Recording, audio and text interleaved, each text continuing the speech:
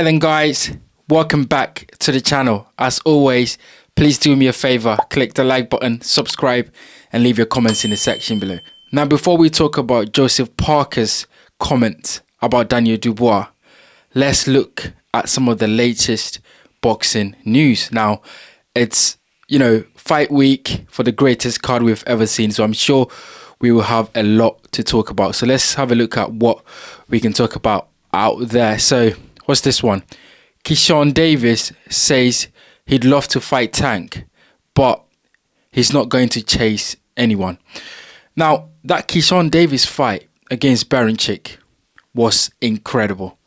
I mean, before the fight happened, during the fight week, there was a lot of back and forth between Keyshawn Davis and Berincic and his team about, racism and sending bananas and watermelon to his hotel room and something like that. So Keyshawn Davis definitely was motivated for this fight, and as we saw in the fight, he was incredible, right? He literally, punished Berincic, beat Berincic and really stopped him in devastating fashion. So that was really good. But in terms of Tank's fight, I mean, Gervonta Davis is a weird one, really. Like, he does not want to take the toughest fights. He wants to fight, lesser opponents and earn a lot of money. And, he does not want to compete, Gervonta Davis. So I'm not surprised that Keyshawn Davis is not really interested in chasing, Tank Davis around, because it's ridiculous, right? So definitely agree with him on there. What's this one? Can Zhile Zhang deliver on his power to bang Caballero? Yeah, well, absolutely. This is a really good fight. I've talked about this fight, in a few of my videos. I feel like it is a fight that is gone under the radar. Zhile Zhang is an incredible puncher. Caballero is a very good body puncher. I think the style matchup in this fight would be fantastic. Caballero, I think, definitely, has the upper hand if the fight goes more than 6 rounds. Zhile Zhang, I think, has the upper hand in the early round because I think he's very sharp. He's a great, southpaw. He's got fantastic boxing IQ, and I think that Zhile Zhang in the earlier rounds, as I've mentioned, is really dangerous and something that Caballero needs to be very focused in the first 6 rounds. When it goes past 6 rounds, Zhile Zhang will lose steam. He will lose gas. He will be, blowing.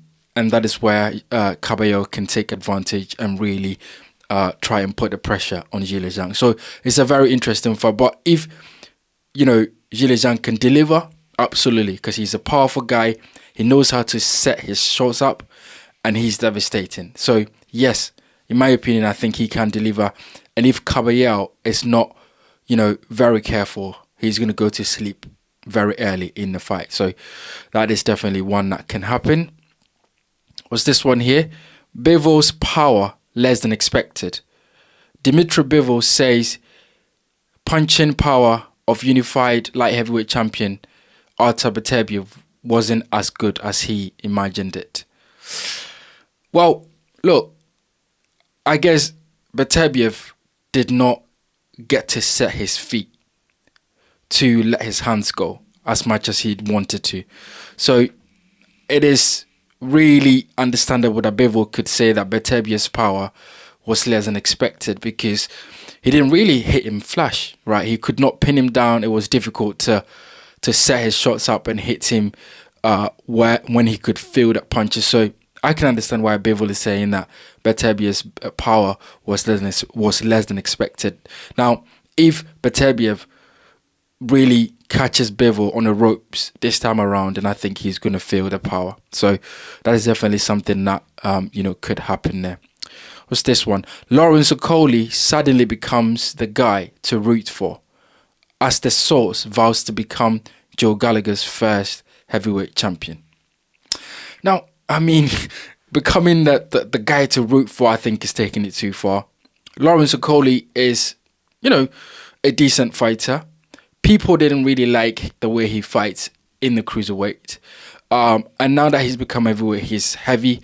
he's got heavy hands. He can punch, and so he's an interesting fighter to watch, because I feel like in the heavyweight there will be less room for him to hold, and because everyone's looking to knock each other out. So Lawrence Okolie could be exciting in the heavyweight, but in terms of saying that, he's become suddenly the fighter that everyone's rooting for, I'm not sure. I think he has to prove himself in the heavyweight, and if he's able to do that, then I think he can get a lot of people to get behind him. So look, let's see how Lawrence Okolie fares in the heavyweight, especially against Richard Viakpo on Frank Warren's fight card in Manchester, and then we'll see how he performs, and then we'll see if people are going to gravitate to Lawrence Okolie or not. What's this one? Bivol versus Beterbiev 2. Will Artur need a knockout to secure the win? I don't think so, because Artur Beterbiev didn't need a knockout to secure the win last time. In my opinion, I thought Bivol won that fight. But it wasn't a robbery, it was a close fight. The judges gave it to Beterbiev. Would he need a knockout to win this time around? Absolutely not, because he's done it, he can do it again. He's got a very good jab, Beterbiev, and he can punch, as we all know. So there's definitely the opportunity for him to win this fight without needing a knockout. Absolutely. What's this one here? De La Hoya excited to see what Turki Al-Sheikh decide to do with Ryan Garcia. Well, yeah. I mean, maybe Turki Al-Sheikh has got some fights planned, for this summer. Ryan Garcia is definitely a big name, and so, would be good to see how he fares with other fighters. If he's matched competitively very well, it would be great to see how he fares with other fighters in the division. So yeah, definitely, looking forward to seeing what Turki would do with Ryan Garcia. Usyk says his team see a tight fight between Dubois and Parker. 52% for Dubois, 48% for Parker. Well, that's interesting. So Usyk and his team are picking Dubois to get the job done. Yeah, I mean, Dubois can get the job done. I've always said this, although I think Dubois has been overconfident. And it feels like Dubois thinks he can knock Joseph Parker out easily. I think that Dubois can definitely win this fight, and he's a younger, fresher. He hits hard. He's got the better jab in this fight, so I think Dubois can definitely win this fight. I agree with Usyk on that. On that one. What else have we got to talk about? Bivol, I must throw more punches in Beterbiev rematch. Yeah, I agree. Bivol must throw more punches. He must try and outwork Beterbiev, right? Bivol must dominate. It's great moving left and right and in and out and using the ring, but he needs to set his feet and he needs to let his hands go. He needs to, throw some telling punches, because I think where, it wasn't, enough or good enough for the judges is because Bivol, it seemed as though Beterbiev had the more telling and counting punches at the end of the round. And it seems like Bivol got busy earlier in the round, but could not sustain that work rate until the end. So then Beterbiev took over. And judges tend to like what they see at the end of the fight. So I think that is probably part of the reason why, Beterbiev won this fight. So Bivol saying that he has to land more, he has to throw more. I absolutely agree, because he needs to throw more punches. He needs to catch the eye of the judges, and he needs to make sure that he's hitting Beterbiev with punches that are counting, so that the judges, can score in his favor. Really, so I definitely agree with Bivol that he needs to punch more. Now, Daniel Dubois and Joseph Parker have been making a lot of interviews. They've been talking. This fight seems to be the main event, although it is not the main event, but we know the heavyweight division is the blue ribbon division. It is the great division, and everyone gets excited about the heavyweights. Daniel Dubois, Joseph Parker, an incredible fight. Joseph Parker said he wants, or he will make Daniel Dubois quit. Now, this is something that I've talked about in a lot of my videos about Dubois' mentality. When things are not going well, he tends to, become frustrated and he's likely to quit. And Joseph Parker wants to take advantage of Dubois' mental frailties and make him quit. That's interesting, right? And I think, he can do that, of course, because Joseph Parker is a very good fighter. He's a very good mover. He's experienced. Dubois is ferocious. He's too powerful. His jab is incredible. So it's going to be a fascinating fight. Can Joseph Parker make Daniel Dubois quit? Absolutely, because we've seen it.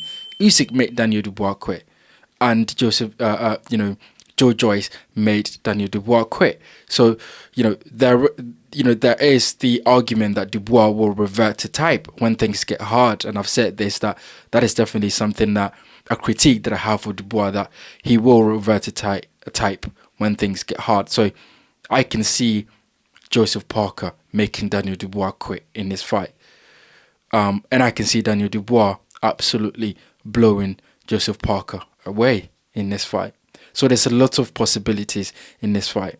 You guys get in the comment section. Let me know what you think about the things we've talked about in this video, and also Joseph Parker versus Daniel Dubois, and Joseph Parker saying that he will make Daniel Dubois quit. Let me know what you think about it in the comment section below. As always, guys, I appreciate your support. Thanks for tuning in. Like, subscribe, share this video, and I'll see you guys on the next one.